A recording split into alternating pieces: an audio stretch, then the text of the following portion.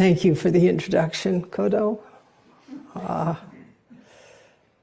I think Kodo was aware that I am actually reluctant to give a talk right now.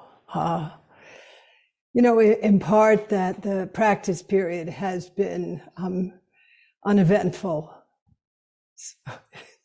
You should be laughing, because honestly, you don't want an eventful practice period. I have deeply appreciated the calm, the quiet, the cooperation, the connection of all of us who have come together into this space, into this temenos, this sacred space, in the way that we have, which has been kind and sensitive and also bright, very bright. Now, at a sit a few days ago, I was looking at the rupa, the statue on our altar of Manjushri. And just to let you know, this is for history's sake, maybe 23 years ago, I was in Nepal and I asked my friend Tenzin, I said, we're building this temple and I would like to find a statue of Manjushri. And he took me to a friend of his where this statue was in his place. And I really loved it. Manjushri is often in the sort of Chinese form, a little bit staid and stout. And this was such a feminine expression of wisdom. And that touched me deeply, partly because I'm a woman, needless to say, in this incarnation. But also in the hands of Manjushri is the sword, which is this quality of mind that's characterized by a kind of preciseness. And in the other hand, Manjushri holds a blue lotus. And that blue lotus exemplifies the union of compassion and wisdom. And it reminds me of a book that came out in 1967 by Thich Nhat Hanh called Lotus Blooming in a Sea of Fire. And it was a radical declaration of peace made to our country, who was bombing his country and Cambodia and other places. Now, one of the things about the Blue Lotus that is really important for us to bring to mind is that it only blooms in a sea of fire. It only blooms in the field of suffering. And this points to something that is so powerful about this practice. It is not just the simple union of wisdom and compassion, but it is an example that we can sit with, where we come to realize that wisdom and compassion are not like two ends of the same stick. They're actually more like wave and water, completely inseparable. That actualizing compassion requires wisdom. And awakening to wisdom is based in the experience of compassion.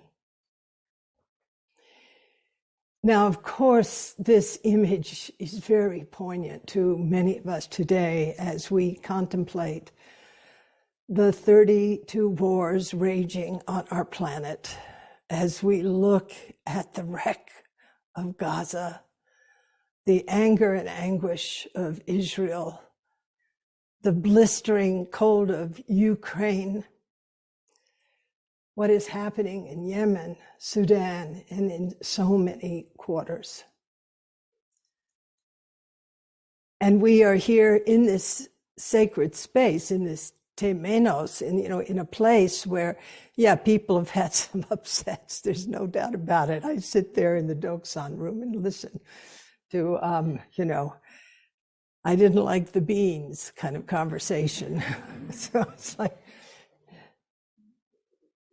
but this is a place where we actually enter into, in this very beautiful and warm and holding space, a la Winnicott, we actually begin to explore not only our response to the charnel grounds that many of us are very connected to and distally also in relationship to, the charnel ground of sitting at the bedside of a dying person, the charnel ground of sitting with people on death row, the charnel ground of war, the charnel ground of greed, the charnel ground of this climate catastrophe that we're in. We talk about global warming. This chill that is enveloping our country is really arising out of the warming of our planet. But also the charnel ground of our own minds. It's really radical what happens between our ears. And when you sit in a space where there is structure, but where there is a relative absence of threat, of sort of top-down kind of oppressive approaches, but the space is characterized by what Thai spoke to in his peace proposal in 1967, a space where we actually have the capacity to sit in the sea of fire, in our everyday circumstances, in the circumstances that are happening on our whole planet. And it is not to be not disturbed. I think this is one of the really important things for us to understand. I had a wonderful meeting with one of our guests today who used the word detached. Buddhism is not about detachment. It is actually about the opposite. It is not about indifference. It is not about a kind of flattened cipher-like experience of our interpretation of equanimity. It is actually our capacity to turn toward the truth of suffering, both internal and external, and to understand that they are deeply connected one with the other. It's very, very important to understand that, to look deeply, and to also come to the realization that what our practice does is allow us to turn the light within, not to obscure our difficulties, but to actually make them visible to us. Visible to us, because without that, this blue lotus won't bloom. That is what is so important for us to understand. This is a process, an experience where we are asked not to bypass, but to look deeply at our lives and the life of this world, seeing them as not separate, and coming into a relationship with our own suffering that allows us to be in a state of empathy, of connection, of expanding our subjectivity, to understand that the sea of fire within us, that we actually allow ourselves to access, is what will cause our own compassion and wisdom to flower. And it's kind of a tough assignment. For me, it's been quite a ride this month. usually at the end of the year, my half-brother and I talk at the anniversary of my father's death. And we extol my father. He was a really lovely human being, very kind, super smart, had his share of problems, but nonetheless, he was such a good person. I think the word integrity is something that Jack and I often referenced in our interactions with each other. But I had this whopping bronchitis, and I just didn't have it in me to interact over anything. And then 10 days later, he died. And it was one of those moments, his funeral is happening on Friday, so I'll be virtually going to his funeral. But it's one of those moments that reminded me of when my teacher died, Glassman Roshi. And I was in Japan, and I opened my computer earlier than, the regular rising hour in Japan, because I had just flown in from the States. And I learned Bernie had died. And I realized my beloved teacher, and I realized this life, our connection to it is so tentative.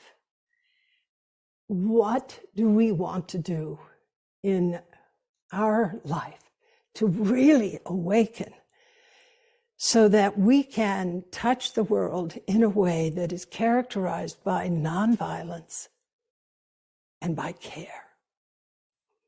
And I believe that's why we're here. I was so appreciative of Kozan's talk. Hi, Kozan. Sun-faced Buddha, moon-faced Buddha, because to be perfectly frank, I've been in a moon-faced Buddha state of heart and mind, very much fed by our good friend Alan Sanaki's critical health situation. Thinking about my father's death and learning of my brother's death, and then thinking about the massive deaths in Gaza and in Israel and Ukraine. And sitting, with the truth of sorrow, not turning away from grief, but allowing myself the quietness, particularly as I experience the Zendo and sit in my parents' chair. That little teak chair in the back belonged to my mother and father. Sit in that chair and to really touch how important it is to be scoured out and rehumanized by loss. Just as when the Buddha died, his nuns stood next to his body and their tears fell upon his body. So equanimity in this case, we understand that we use the interpretation given by Thai, which I think is so radical a view of inclusivity. We do not turn to our addictions. We actually include that, but all into our experience.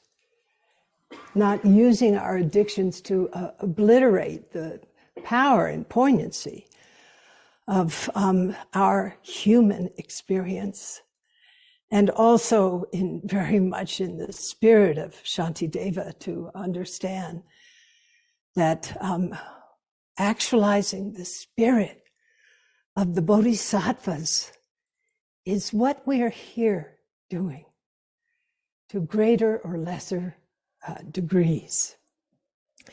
So in Kozan's wonderful talk of sun-faced Buddha, moon-faced Buddha, what you feel in the koan around Master Ma is not that he was pseudo-cheerful. Actually, he was dying. And he met the reality of his mortality with that kind of quality of inclusivity that we're talking about here this afternoon. And particularly poignant for those of us who are going into session, because the density of our experience will increase as we've been preparing over these weeks for a time of more intensive practice. But in the sun-faced Buddha, moon-faced Buddha koan, and such a wonderful talk goes on. Thank you for that.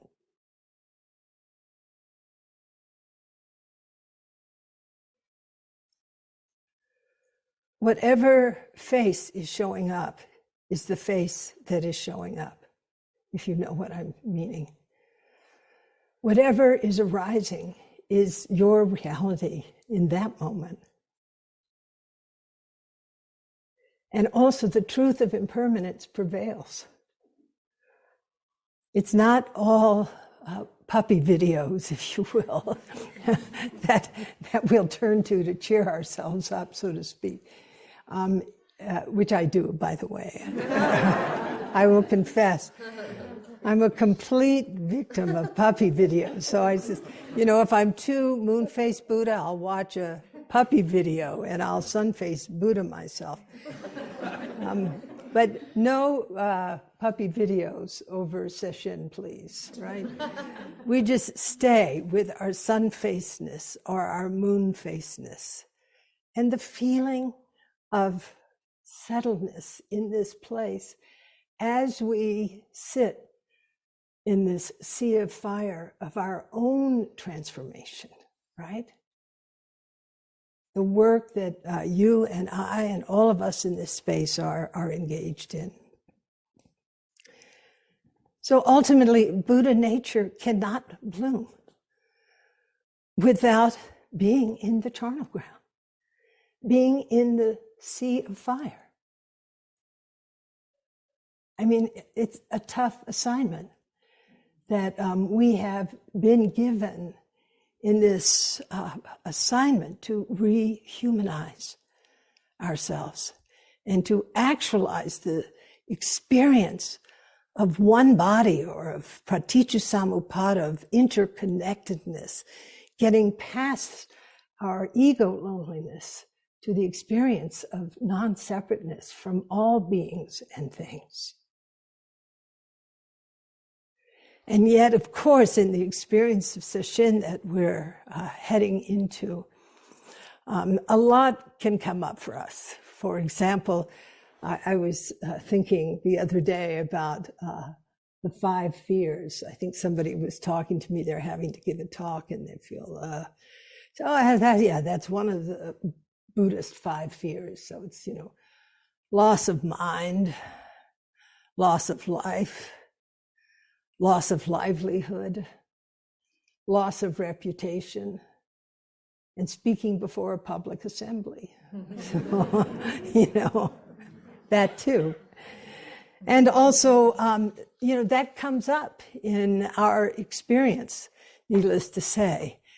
Our own mortality, particularly, as we're so aware of Sensei Sanaki's situation, which is breathing on his own, but not awake.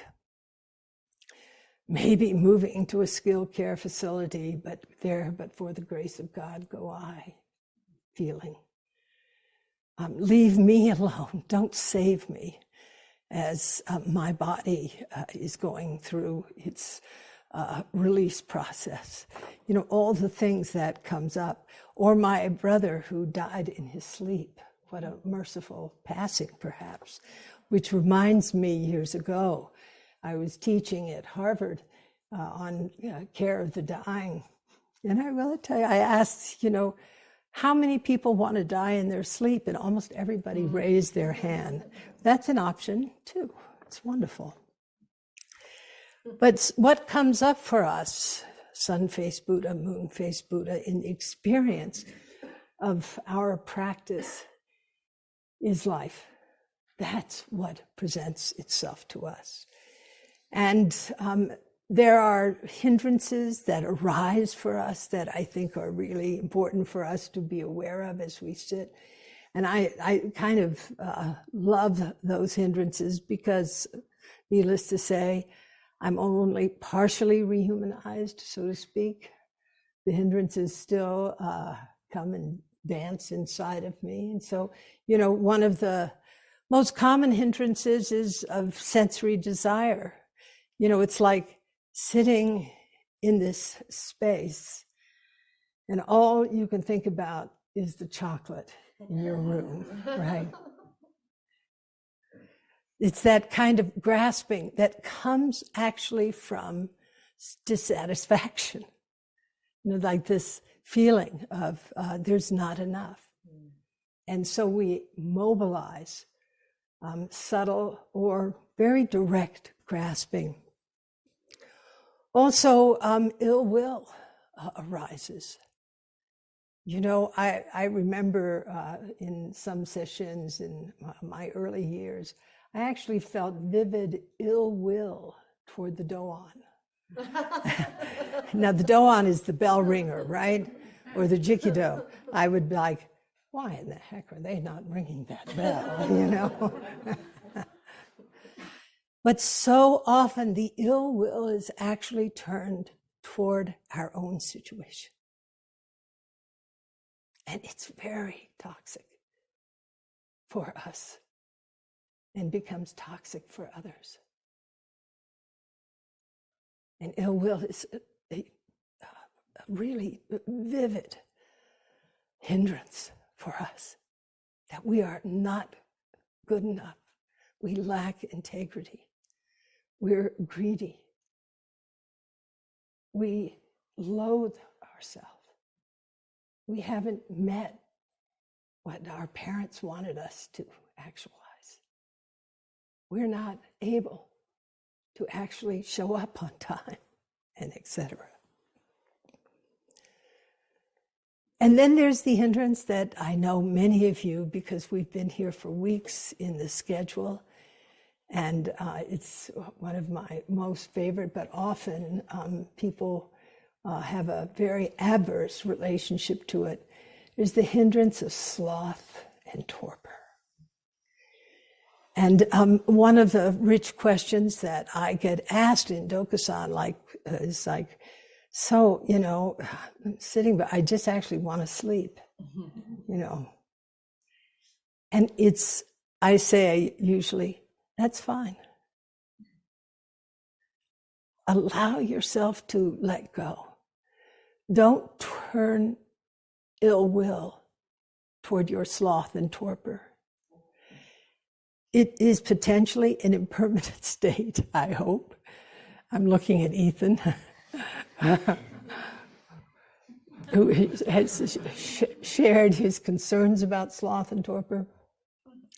But it's to also understand this is a practice that is about waking up, not being dull, not hiding out, not falling into somnolence, but to have the quality of mind that I remember Kaz once said, the Rinzai school, the monks in the Rinzai school have warrior eyes, but the monks in the Soto school have grandmother eyes. Grandmother eyes. It's a quality of Robai Shin, of this kind of grandmother's heart, where we actually lift ourselves out of the grip of aggression as we practice awakening non-coercively, but considering what are we doing with this life? What are we doing with this life? And then there's the hindrance of restlessness and a kind of neurotic concern, which I'm sure we're all familiar with. And the hindrance of doubt, where our trust in the practice, in the teachings, in small doubt, is just not there.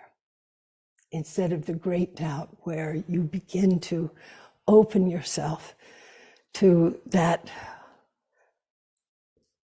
wonderful line is that so? Is that so? Is this really true? Is this really true? So these hindrances show up in this koan that I'm going to share. And I actually, Kozan, I think you gave a talk on this koan. So this is the golden carp koan. And I have to tell you, I chose the koan for an odd reason. Maybe 30 or 40 years ago, I read a book by Rodolfo Anaya called Bless Me Ultima. I think it probably was maybe like 40 years ago, or maybe more, when I was in the process of moving to the Southwest. And it was this very powerful encounter between culture fields, between the Catholicism that is very embedded in the field of our history here, and also the religion of the indigenous peoples on the Rio Grande Pueblo and up in the northwest of New Mexico and so forth. And the kind of encounter between these two worlds, and the faith that was broken in the young protagonist in this book, Bless Me Ultima. And Ultima is a row by Shin. I see, Monshin smiling. I think you've read the book. Ultima is the absolute characterization of what a row by Shin, of what it is to have a grandmother's heart, what it is to be a bodhisattva, to stand up against hatred, as Ultima did in the novel, a prejudice against her as a woman and as a healer, and ultimately dying in the face of that prejudice.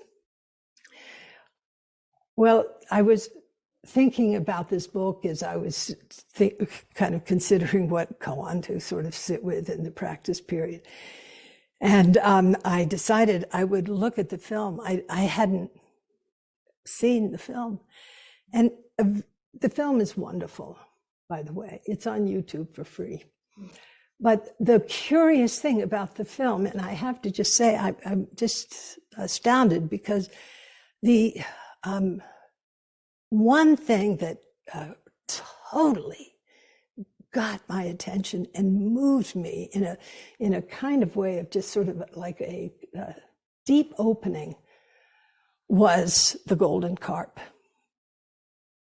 And it wasn't in the film at all.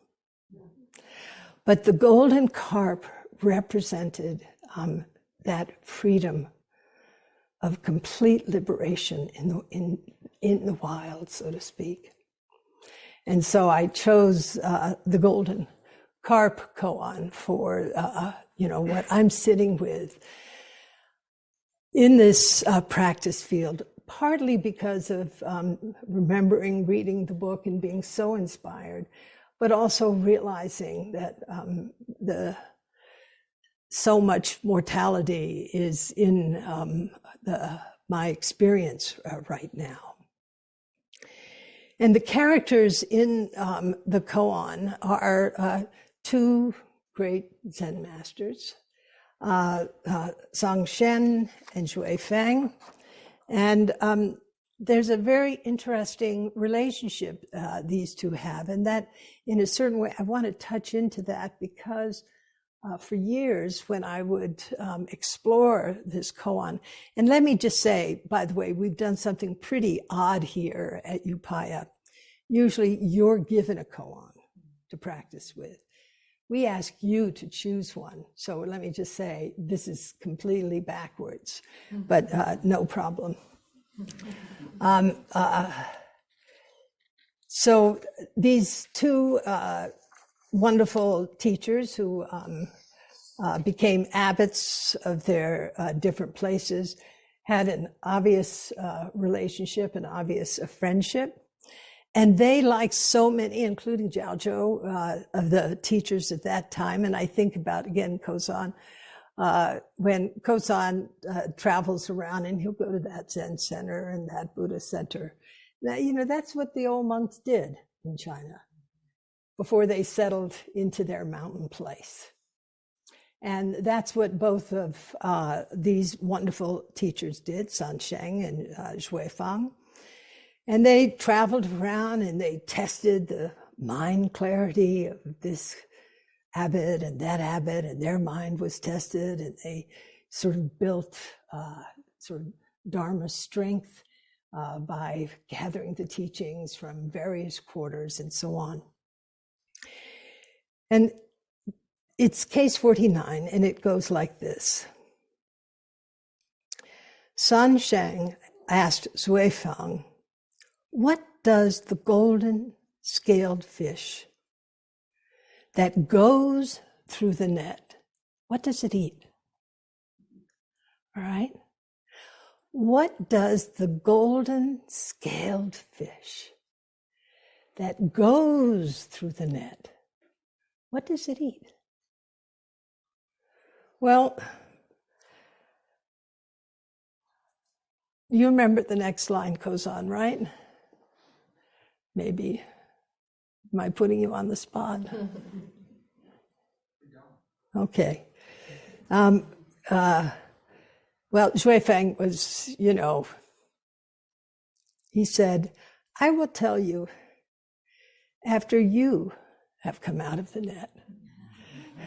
Right? That was kind of cheeky, don't you think?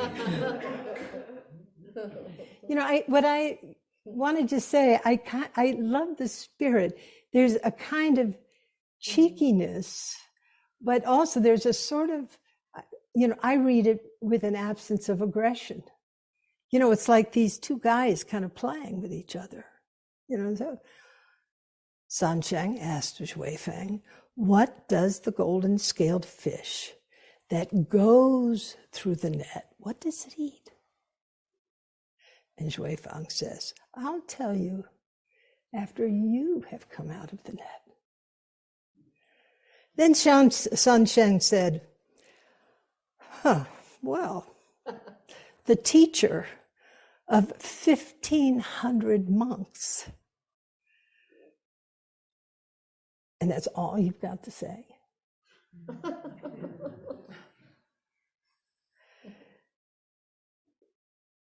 And Zhuifang said, "This old man's busy with abbots' matters." Just off he goes. This old man is busy with abbots' matters. I want to read the capping verse, and I want to kind of go back to the koan. The capping verse is, "The old mountain pond, crystal clear, through and through. The solitary carp swimming by flourishes its tail and stirs up the bottom." Let me read it again. The old mountain pond, crystal clear, through and through. The solitary carp swimming by flourishes its tail and stirs up the bottom. Okay. So what does that golden carp eat that swims through the net? What do they eat? Anybody have a sense of that, what that might be?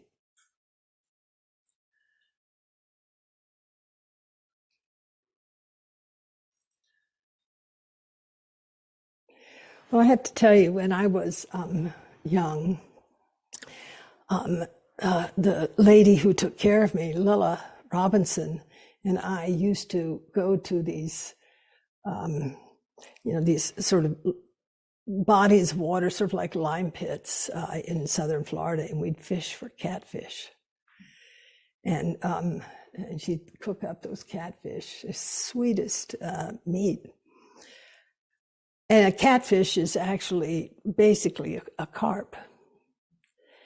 And one of the things that is so interesting about this image of the carp, like the salmon, is that the carp in the perspective or the lore of Asia is that being who has this kind of beautiful determination to leap up the falls, one fall after another, swimming against the stream, just like salmon do.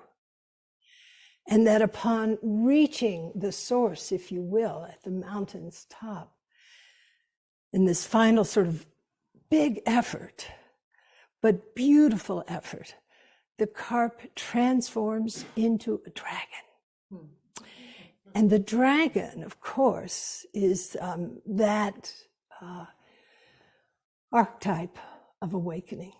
What is it to be a dragon in this world? You know, one who has really put forth the kind of effort and determination while letting go deeply, but leaping against the stream and building the character strength that it takes to actually live in this world rehumanized. And we work this really fascinating equation in our practice, characterized by, you know, commitment, determination, showing up, energy, virya. By the same token, knowing that we have to let go. And it's working that leap and then flushed down again. And then we leap again and we're flushed by the water back. And we leap again and we're flushed down, and then we leap again and we make it to the next day.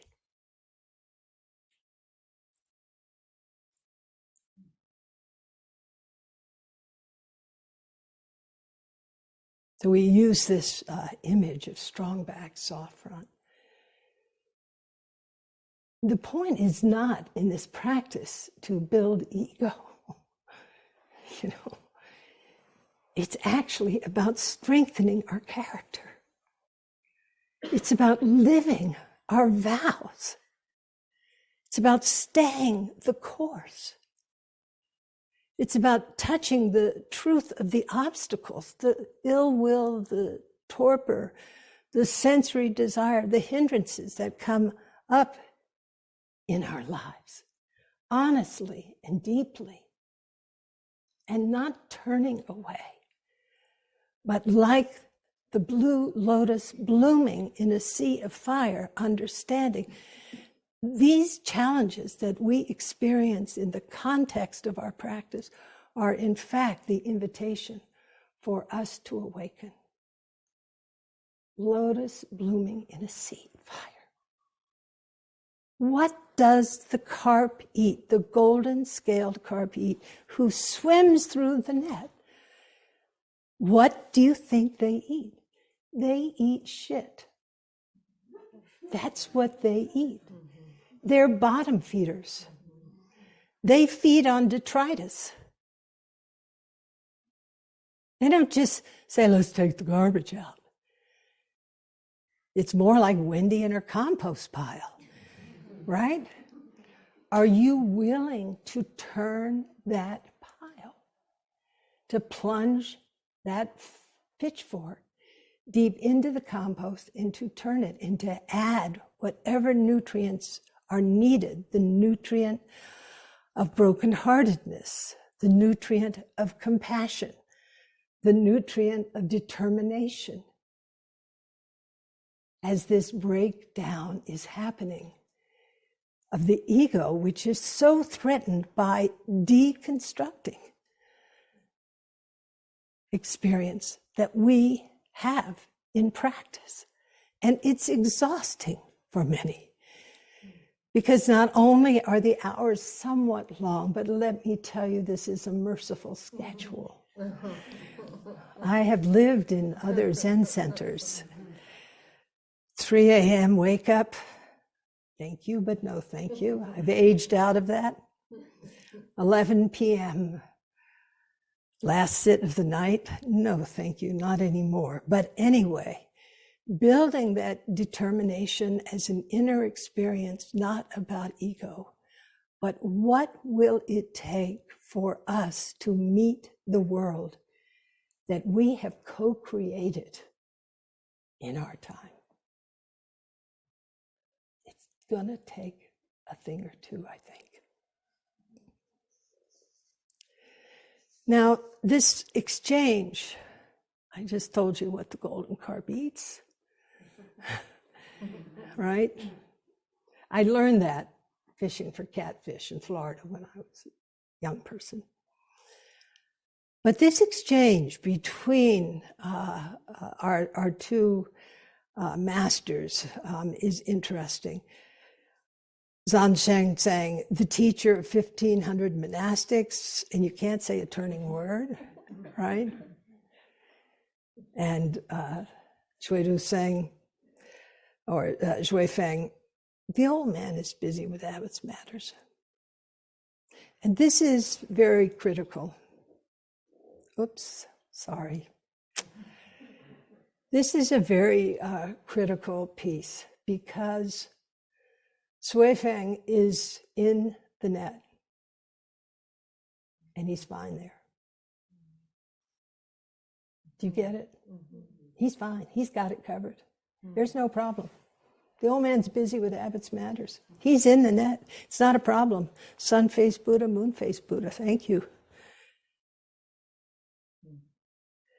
How do we actually sit in the grip of the stuff of our life and not make a bloody narrative drama of it?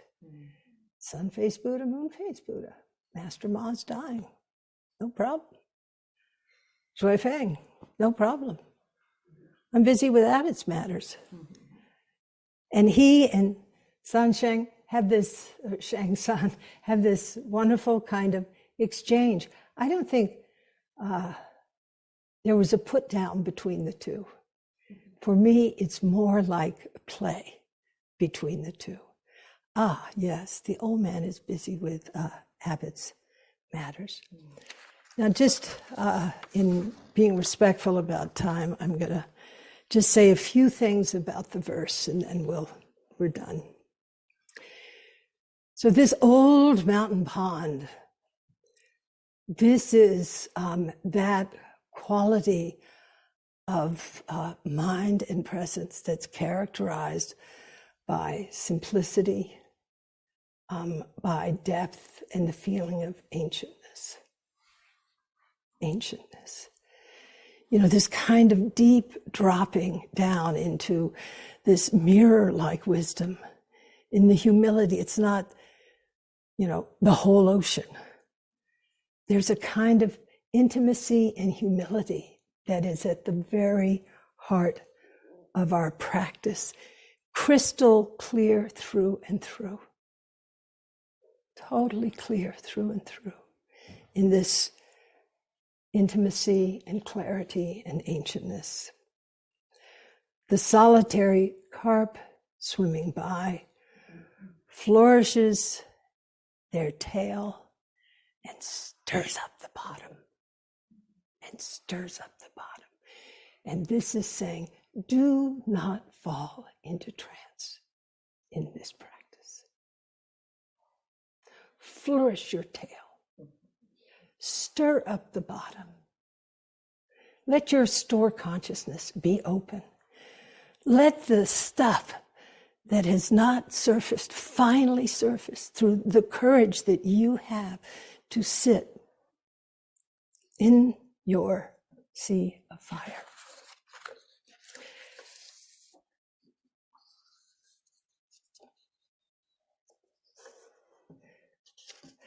So when I was thinking about this talk, I want to finish with some words from the late Lou Richmond from San Francisco Zen Center. So simple, but this is this kind of synoptic characterization of what it is to be awake. And Lou puts it this way, he says, everything is connected. Nothing lasts, and you are not alone. Everything is connected. Nothing lasts. And you are not alone. So I look forward to our upcoming session and to see what the flourish of your tales will stir up from the bottom. And in the meantime, keep leaping up those falls so that your dragon nature can be revealed. Thank you.